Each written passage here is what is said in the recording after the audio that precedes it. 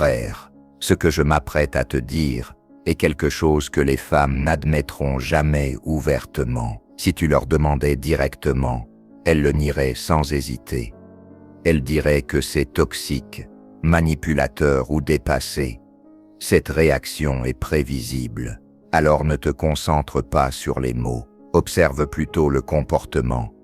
Le comportement révèle la vérité, même quand les gens n'en ont pas conscience.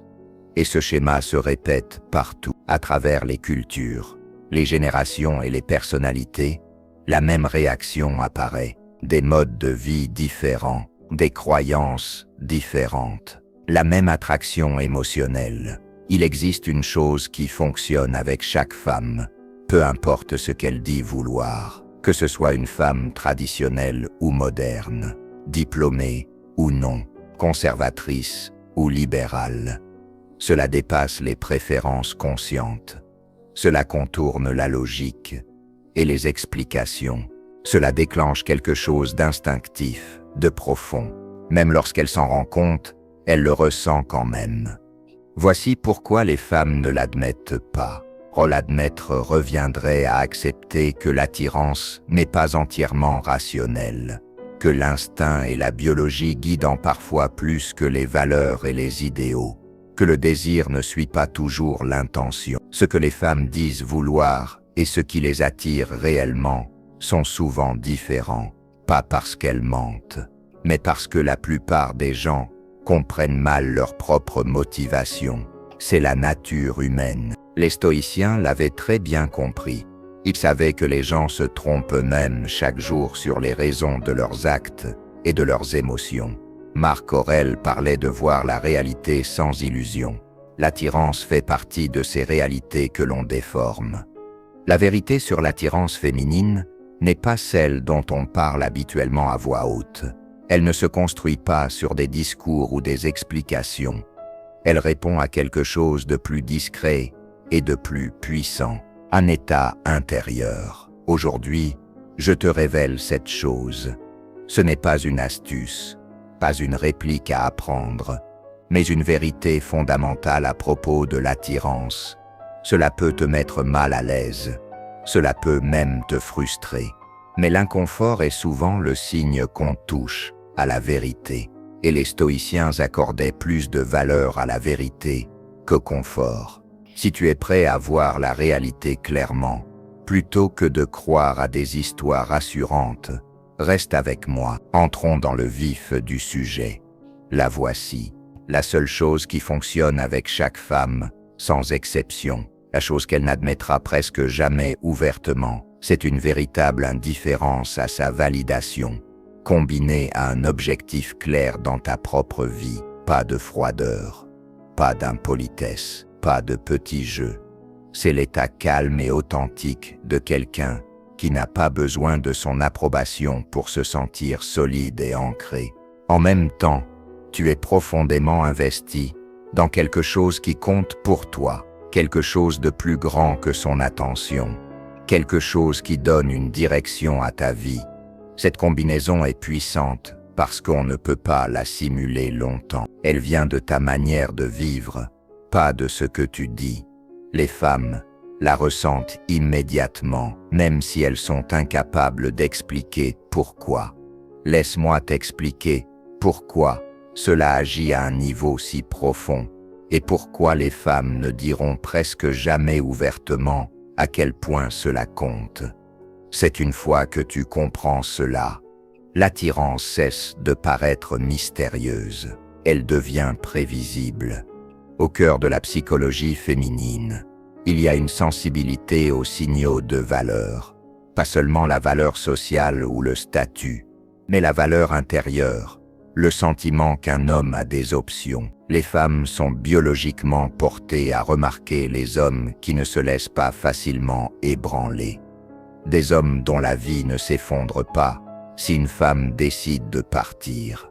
Des hommes qui iraient bien, émotionnellement et concrètement, dans un cas comme dans l'autre. Cette stabilité émotionnelle envoie un signal très clair. Quand tu es indifférent à sa validation, tu communiques l'abondance sans dire un mot. Par ton comportement, Tu montres que ta valeur n'est pas négociable, que son approbation est la bienvenue, mais pas nécessaire. Ce message passe immédiatement. La rareté repousse. L'abondance attire. Ce n'est pas une idéologie, c'est un instinct. Un homme en quête d'approbation paraît rare. Un homme centré sur lui-même paraît abondant. Les femmes sentent cette différence en quelques secondes, souvent avant même que la conversation ne commence. Ajoute maintenant un but à cette indifférence. C'est là que cela devient magnétique.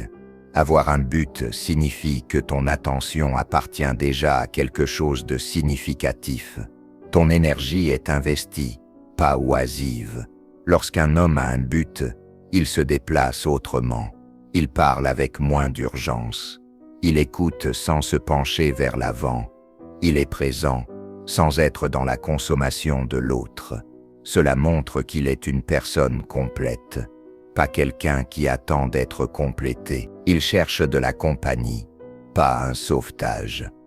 De la connexion, pas de la validation. La philosophie stoïcienne parle directement de tout cela.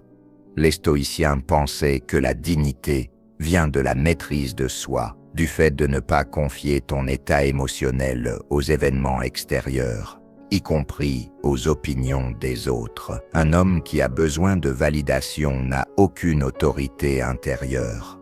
Son humeur monte et descend en fonction de ses réponses à elle. Un message qui tarde à arriver le perturbe. Un simple changement de ton le déstabilise. Cette instabilité intérieure finit toujours par se voir, peu importe à quel point il est poli ou bien parlant. Et cela tue l'attirance en silence, presque instantanément. La majorité des hommes tombent dans ce piège. Ils ajustent leur comportement pour plaire. Ils s'expliquent trop. Ils recherchent constamment de la réassurance. Ils font d'elle le centre de leur monde émotionnel. Ils ont besoin de son intérêt pour se sentir confiants. Ils ont besoin de son approbation pour se sentir dignes. Et ce besoin se ressent dans chaque interaction. L'homme qui est indifférent de la bonne manière est différent. Il ne résiste pas à l'attirance. Il ne refoule pas son intérêt.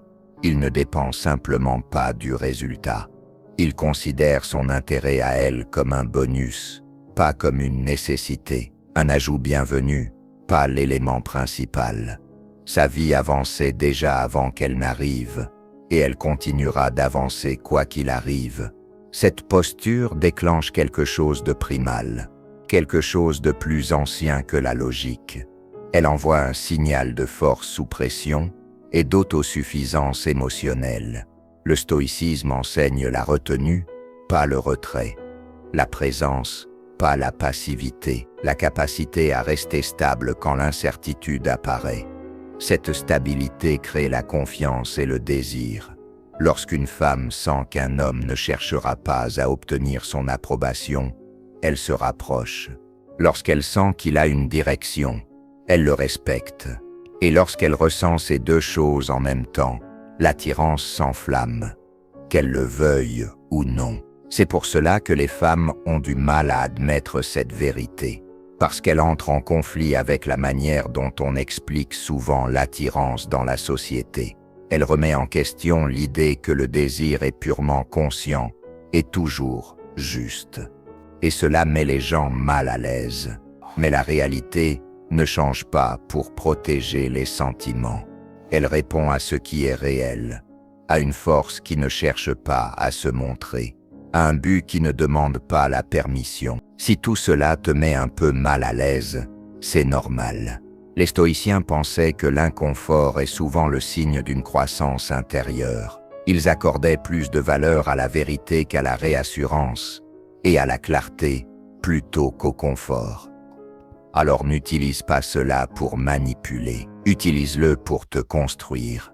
Construis une vie qui tient debout par elle-même, et l'attirance suivra naturellement. Troisièmement, cela crée une forme de tension psychologique à laquelle les femmes ont du mal à résister. Quand tous les autres hommes la poursuivent, recherchent son approbation et essaient de l'impressionner, toi. Non, tu es engagé dans ta propre vie. Ton attention ne tourne pas autour d'elle. Tu es concentré sur tes objectifs. Ta direction compte pour toi. Et à cause de cela, ton attention n'est pas donnée gratuitement. Elle a du poids. Cela change complètement la dynamique habituelle. Au lieu que tu essaies de gagner son intérêt, c'est elle qui ressent le besoin de gagner le tien. Non pas parce que tu manipules quoi que ce soit, mais parce que ton attention n'est pas automatique. Les humains accordent de la valeur à ce pourquoi ils doivent faire des efforts. Ou ce qui arrive trop facilement finit par être tenu pour acquis. Quand la validation est rare, elle devient précieuse. Quand l'attention doit être méritée, elle devient désirable. Alors, quand tu ne la complimentes pas sans arrêt. 7. Quand tu n'es pas toujours disponible. Quand tu ne te précipites pas pour répondre. Elle devient plus consciente de ta présence. Elle commence à s'investir émotionnellement. Pas de manière consciente au début, mais à travers la curiosité, l'effort et l'engagement. C'est ainsi que l'attachement commence, silencieusement. Et cela arrive parce que tu as des standards.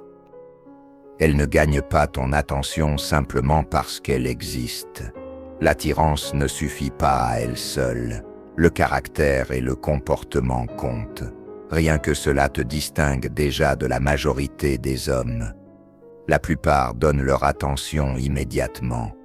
Ils récompensent la beauté sans discernement, et cela envoie un signal de manque de respect de soi. Voici maintenant l'étape suivante. L'indifférence à sa validation, combinée à un engagement profond envers ton but, envoie un signal de haute valeur à travers tes actions. Tu ne lui dis pas qui tu es, tu le montres. Ton temps est investi ailleurs.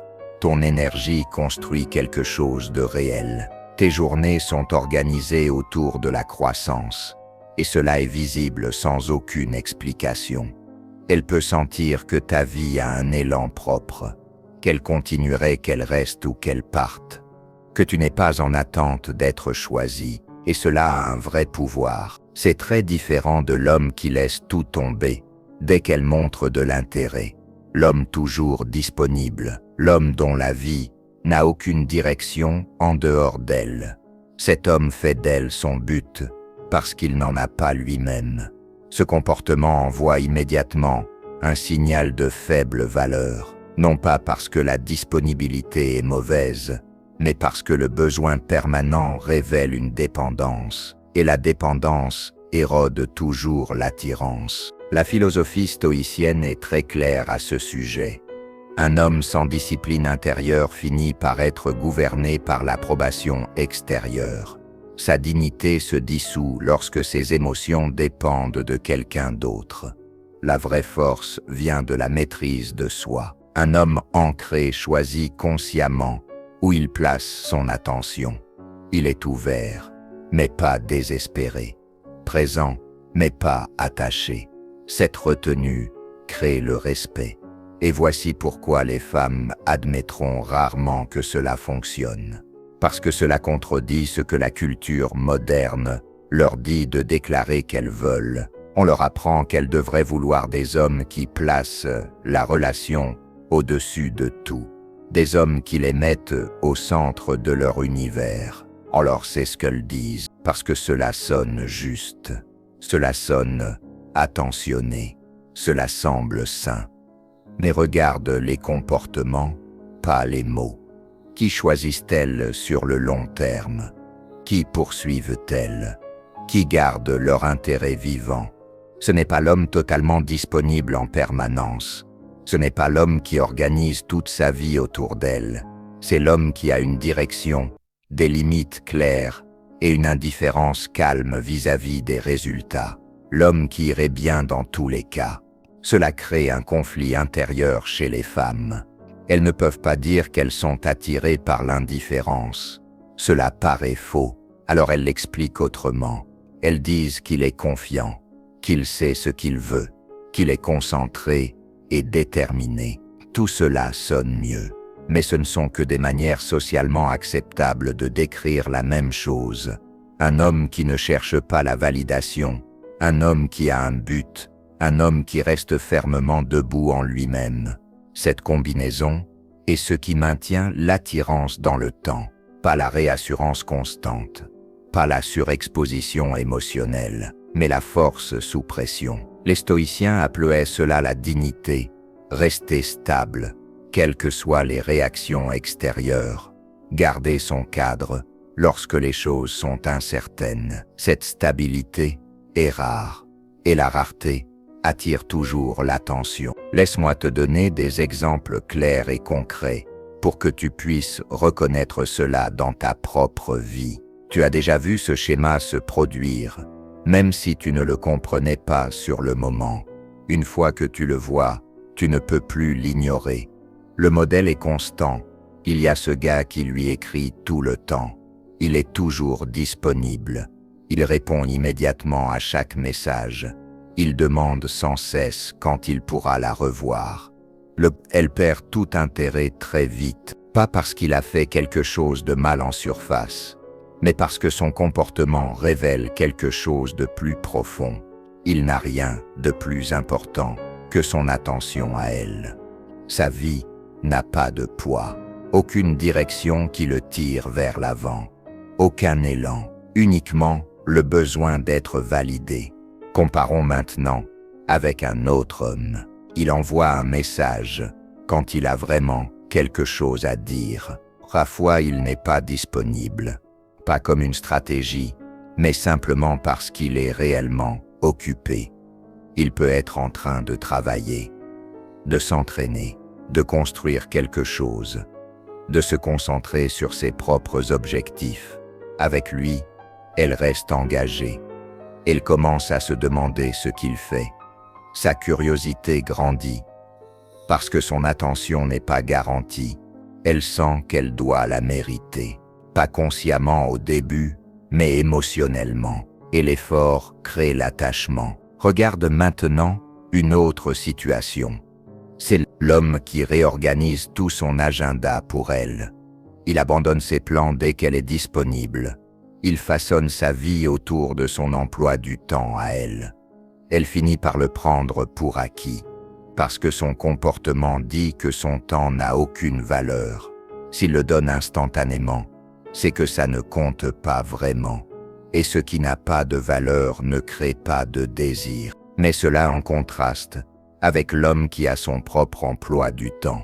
Il l'invite dans sa vie, au lieu de tourner autour de la sienne. Parfois il dit non. Parfois, il propose un autre moment. Il peut dire qu'il ne peut pas ce soir, qu'il a quelque chose d'important à faire. Mais il propose calmement un autre jour, sans s'excuser. Elle respecte son temps, et parce qu'elle le respecte, elle fait des efforts. Elle s'ajuste, elle s'investit. Son temps paraît précieux parce qu'il n'est pas disponible à l'infini. Il ne le retient pas volontairement, il l'utilise simplement avec intention. Cette nuance est essentielle. Regarde maintenant la recherche de validation. L'homme qui vérifie constamment, qui demande si elle est heureuse, qui demande sans cesse si tout va bien. Il cherche de la réassurance, encore et encore, et à chaque demande, l'attirance diminue, parce qu'il lui confie la responsabilité de ses émotions. C'est lourd, et ce poids tue le désir. Personne ne veut gérer l'état émotionnel d'un autre adulte. Compare-le avec l'homme qui est sûr de lui. Il part du principe que tout va bien, sauf si on lui dit le contraire. Il ne surveille pas son humeur, il reste concentré sur sa propre vie. Cette sécurité intérieure se ressent immédiatement. Elle envoie un signal de confiance, sans bruit, de force, sans tension, et cela c'est attirant. Voici le point essentiel que tu dois comprendre. Il ne s'agit pas d'être impoli, il ne s'agit pas d'être froid, et il ne s'agit pas de manquer de respect. Il s'agit d'avoir quelque chose de réel dans ta vie, quelque chose qui compte plus pour toi que l'approbation des autres, quelque chose qui donne une structure et une direction à tes journées. Sans cela, rien d'autre ne fonctionne. L'authenticité est tout ici. Si tu fais semblant d'être indifférent alors qu'au fond tu es désespéré, elle le sentira. Si tu fais semblant d'avoir un but, mais que rien ne se passe vraiment dans ta vie, cela finira par se voir. On ne peut pas tricher avec ça. Tu dois réellement construire une vie qui vaut la peine d'être vécue. Pas pour les femmes, pour toi-même. Les femmes réagissent naturellement à cela. Développe un vrai but. Engage-toi dans de vrais objectifs. Crée quelque chose qui exige ton attention et ton effort. Deviens quelqu'un qui avance. Quand ta vie est pleine, l'attention des femmes devient un ajout, pas le centre, pas le but, juste un bonus. Alors l'indifférence à la validation cesse d'être un rôle, et il devient naturel. Tu n'essaies pas d'avoir l'air occupé, tu l'es réellement. Tu n'essaies pas de paraître concentré, tu l'es. Tu ne fais pas semblant d'avoir des options. Les options apparaissent quand un homme a une direction. C'est pour cela que la philosophie stoïcienne est importante ici. Les stoïciens enseignaient à vivre selon tes propres principes. Si tu, à ne pas courir après l'approbation extérieure, à ne pas remettre ta paix intérieure entre les mains des autres. Ils pensaient que la dignité vient de la maîtrise de soi, du fait de savoir ce qui est sous ton contrôle et ce qui ne l'est pas. Cette clarté crée la force. Ton effort est sous ton contrôle. Ton caractère est sous ton contrôle. Ton but est sous ton contrôle. Son approbation ne l'est pas. Son attirance ne l'est pas. Son attirance ne l'est pas. Son attirance ne l'est pas. Son attirance ne l'est pas. Son attirance ne l'est pas. Cette présence ancrée est magnétique. Cela conduit à une indépendance par rapport aux résultats, mais avec une direction, une confiance calme, une force même dans l'incertitude. C'est là que tout commence. Maintenant parlons de l'objection évidente. Les femmes disent qu'elles veulent de la disponibilité émotionnelle. Elles disent qu'elles veulent être prioritaires. Et c'est vrai, dans le bon contexte. Elles veulent cela de la part d'un homme qui a déjà démontré sa valeur, d'un homme qui a un but, d'un homme qui n'a pas besoin de validation, d'un homme qui tient debout par lui-même. Une fois qu'elle est investie, une fois qu'elle te poursuit, une fois qu'elle veut te garder. Alors la disponibilité émotionnelle devient attirante. Mais au début, la disponibilité émotionnelle sans force ressemble à du besoin. Sans direction, elle ressemble à de la faiblesse. Sans indifférence, elle devient lourde. Et cela tue l'attirance avant même qu'elle ne puisse grandir. C'est cet ordre que la plupart des hommes inversent. Ils offrent tout avant d'avoir gagné le respect. Ils donnent l'accès avant d'avoir établi leur valeur. Et ils perdent l'intérêt sans jamais comprendre pourquoi. Mais d'abord la base en place. Le but avant tout, la maîtrise de soi avant tout. Ensuite, tout le reste s'aligne naturellement. Voici la séquence. Et une fois que tu la comprends, beaucoup de confusion disparaît. L'attirance suit un ordre. Lorsque tu inverses cet ordre, tout finit par s'effondrer. D'abord, tu démontres ta valeur, pas en essayant de te prouver, mais en étant indifférent à la validation et solidement ancré dans un but clair. Cette combinaison crée l'attirance et l'élan de poursuite. Ce n'est qu'après cela que l'étape suivante fonctionne. Une fois qu'elle est investie, une fois qu'elle commence à venir vers toi, alors la profondeur émotionnelle et la disponibilité deviennent vraiment significatives. C'est ainsi que l'attirance se transforme en connexion. La plupart des hommes font exactement l'inverse. Et c'est pour cela qu'ils rencontrent tant de difficultés. Ils commencent par la disponibilité au lieu de la valeur. Ils commencent par la vulnérabilité. Ils commencent par la priorité donnée à la relation. Ils commencent par l'ouverture émotionnelle, en espérant que cela créera de l'attirance. Mais ce n'est pas le cas, parce que l'attirance ne naît pas de la disponibilité. Elle naît de la valeur, et la valeur se manifeste par le but et la maîtrise de soi. Tu ne peux pas sauter cette étape. Tu ne peux pas la négocier. La nature ne répond pas seulement à l'effort, elle répond à la force. Parlons maintenant de la manière de vivre réellement cela, parce que comprendre l'idée ne sert à rien si tu ne peux pas l'incarner. Ce n'est pas de la théorie, c'est une façon d'organiser ta vie. La première étape, c'est un vrai but, pas un faux but destiné à impressionner. Un vrai but qui compte pour toi, même si aucune femme ne le voit jamais. Quelque chose qui te tire vers l'avant. Cela peut être ta carrière, ton entraînement, une entreprise, un métier que tu es en train de construire. Ce qui compte, c'est que cela t'engage profondément, que cela te mette au défi, que cela te donne un sentiment de progression. Cela doit être central dans ta vie. Ta vie ne peut pas tourner autour des femmes. Les femmes doivent entrer dans une vie qui existe déjà. C'est cette différence qui change tout. Ensuite, tu structures ton temps autour de ce but. Ton emploi du temps reflète tes priorités. Tes journées ne sont pas grandes ouvertes en attendant de l'attention. Elles sont remplies de choses qui comptent vraiment. Quand une femme entre dans ta vie, elle s'intègre dans cette structure. Tu ne démolis pas ta structure pour elle.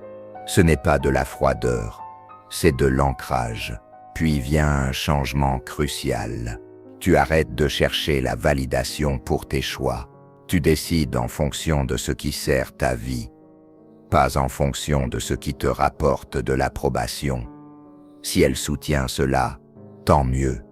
Si elle ne le soutient pas, c'est très bien aussi. Sa réaction ne définit pas ta direction. C'est cela, l'autorité intérieure. C'est précisément là que beaucoup d'hommes échouent. Ils cherchent chez les femmes une confirmation. Ils veulent une permission pour être ce qu'ils sont déjà. Et cela détruit le respect. Un autre point essentiel, c'est de savoir partir quand il le faut. Si une situation t'épuise, tu t'en vas. S'il y a du manque de respect, tu t'en vas. Si cela n'apporte aucune valeur à ta vie, tu t'en vas. Ce n'est pas de la cruauté, c'est du respect de soi. Ton temps et ton énergie sont limités. Tu les protèges. C'est un homme sans standard accepte n'importe quoi. C'est un homme avec de la dignité, non. Le stoïcisme l'explique très clairement. La retenue est une force. Tu gardes aussi des options, pas par peur, mais par abondance. Ta vie reste sociale et en expansion. Tu continues à rencontrer des gens. Tu continues à grandir. Tu continues à t'améliorer. Les options apparaissent naturellement quand un homme est actif et engagé. Quand tu vis ainsi, l'indifférence cesse d'être un rôle. Tu ne fais pas semblant. Tu ne fais pas semblant. Tu ne fais pas semblant. Tu ne fais pas semblant. Tu y es, parce que ta vie a déjà du sens. Ce type d'indifférence est différent. Les femmes le sentent immédiatement. Elles voient la différence entre un homme calme, parce qu'il est plein, et un homme qui joue au calme pour cacher le vide. La version authentique attire. La version artificielle repousse. Il n'y a pas de juste milieu. On ne peut pas tromper l'instinct. C'est pour cela que les femmes n'admettront presque jamais que cela fonctionne. Parce que dit à voix haute, cela sonne faux. On dirait qu'elles sont attirées par des hommes qui ne s'en soucient pas. Et c'est inconfortable à reconnaître. Mais ce n'est pas ce qui se passe. Tu n'es pas fermé émotionnellement. Tu es émotionnellement complet. Et la différence est énorme. Un homme émotionnellement indisponible est vide à l'intérieur. Il garde ses distances pour cacher ce vide. Un homme avec un but est rempli de l'intérieur. Il choisit quand et avec qui le partager. Il est ouvert à la connexion, mais seulement avec quelqu'un qui ajoute de la valeur. pas avec quelqu'un qui l'exige. Cette distinction se ressent, elle ne s'explique pas. Les femmes ne l'expriment pas toujours clairement, mais elles la sentent dans sa présence. Il n'y a pas de tension, pas de besoin. Il ne court pas après, il ne joue pas un rôle, il ne cherche pas à prouver quoi que ce soit. Il vit, et elle peut entrer dans cette vie ou pas. Dans tous les cas, il va bien. Cette indépendance émotionnelle est puissante, elle est rare, alors allons droit au but. La seule chose qui fonctionne avec toutes les femmes est simple. Une indifférence authentique à leur validation, combinée à un but clair dans ta vie. Cela fonctionne parce que cela envoie un signal d'abondance. Cela démontre ta valeur sans mots. Cela démontre ta valeur sans mots. Cela crée une tension saine. Cela active une attirance profonde. Les femmes ne l'admettent pas, parce que cela entre en conflit avec ce qu'on leur a appris à dire, qu'elles veulent. Mais le comportement révèle toujours la vérité. Regarde qui elles choisissent. Regarde qui elles poursuivent. Ce n'est pas une question de méchanceté, ni de jeu. Il s'agit de construire une vie tellement solide que la validation devient optionnelle, pas nécessaire. Les stoïciens enseignaient cela depuis longtemps. Concentre-toi sur ce qui est entre tes mains, tes efforts, ton caractère. Reste calme face à ce qui ne l'est pas. Les réactions des autres, leur choix, leur approbation. Quand tu vis ainsi, l'attirance devient naturelle, pas forcée, pas poursuivie, gagnée par ce que tu es. Construis un vrai but. Mets-le au centre. Laisse les femmes ajouter à ta vie, sans jamais la définir. Reste ouvert, mais ancré. Si tu fais cela, tu le verras par toi-même. Les femmes poursuivront ce qu'elles affirment, ne pas vouloir. Elles répondront à ce qui sonne juste intérieurement, pas à ce qui sonne correct en théorie, parce que la réalité suit ses propres règles. La vraie question est celle-ci. Es-tu prêt à construire la vie qui rend tout cela réel? Pas comme une tactique, mais comme une manière de vivre.